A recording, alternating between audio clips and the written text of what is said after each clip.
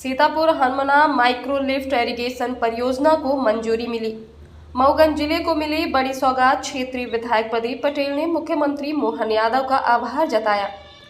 मऊगंज मध्य प्रदेश में कल संपन्न हुई कैबिनेट की बैठक में मऊगंज जिले बनाए जाने के बाद एक और बड़ी सौगात मिली है, जिसमें 4167 करोड़ रुपए से अधिक की लागत वाली Sitapur Hanumana micro lift irrigation परियोजना को मंजूरी मिली है।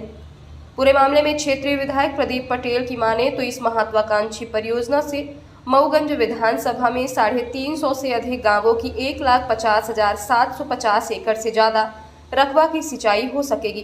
कैबिनेट की मंजूरी मिलने के बाद जल्द ही इसमें काम शुरू होगा।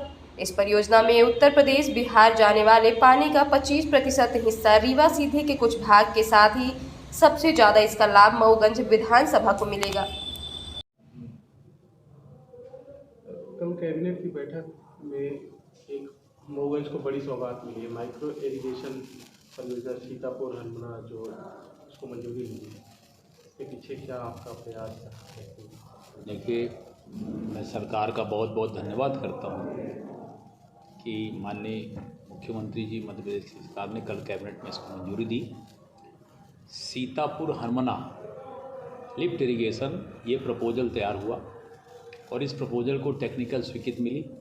हमारे पूर्व सरकार में माननीय मुख्यमंत्री जी रहे, जिन्होंने इसको यहाँ पे घोषणा करके किया था और इसमें लगभग हमारे मऊगंज विधानसभा क्षेत्र के 353 गांव और उसमें 1,63,750 एकड़ ज़मीन ये सिंचित होगी।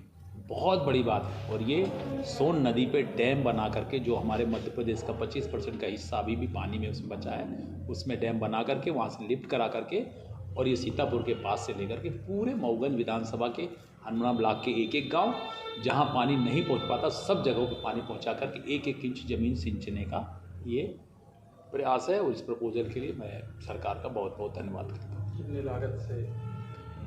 ये लागत है 4167 करोड़ का।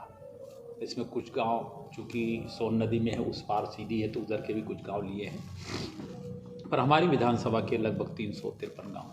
इसके बाद मऊगंज की तस्वीर कैसी होगी? बिल्कुल, एक एक गांव आप देख लीजिए, जैसे जहाँ पर डैम नहरों से पानी की सिंचाई होती है, उस तरह का इस एरिया का जो पड़ा है, जो हमारे 25,000 लोग बाहर मजदूरी करने गए हैं, वो आकर के अपने अपने खेतों में सिंचित हुए। जिनके पास 10-10 एकड़ ज़मीन है, 15-15 एकड़ ज़मीन है, वो बाहर जाके मजदूरी कर रहे हैं।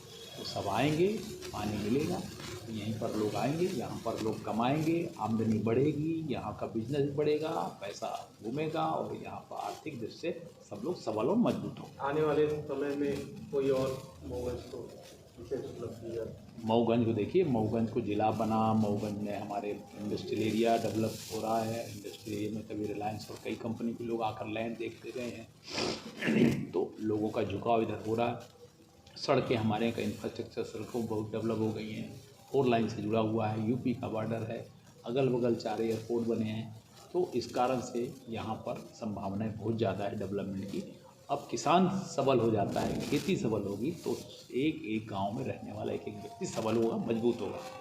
आर्थिक रूप से जब मजबूत होंगे तो स्वाभाविक है कि टैक्सेस हमारे यहाँ पे बढ़ेंगे, सरकार की इनकम भी बढ़ेगी। जब क्रय शक्ति बढ़ेगी तो हर खरीदी में टैक्स होता है, तो सरकार के पास टैक्स का कलेक्शन भी, हमारे यहाँ से रेवेन्यू भी काफ़ी जाएगा, तो स्वाभाविक है। परियोजना पूर्ण हो?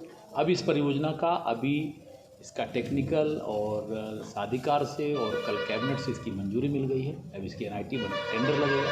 टेंडर लगने के बाद किस काम में कितना समय लगेगा उसके बाद तय। क्षेत्र की जनता को आपने बड़ी सौगात दी, बहुप्रतीक्षित जिला। अब लोगों की आशाएं हैं कि मऊगंज रेलवे से जुड़ेगा, तो इसमें अब रेलवे से भी जुड़ने के लिए हम लोगों ने माननीय सांसद जी के माध्यम से प्रयास भी हुआ है और इसके सर्वे होने के भी काम शुरू हुए हैं।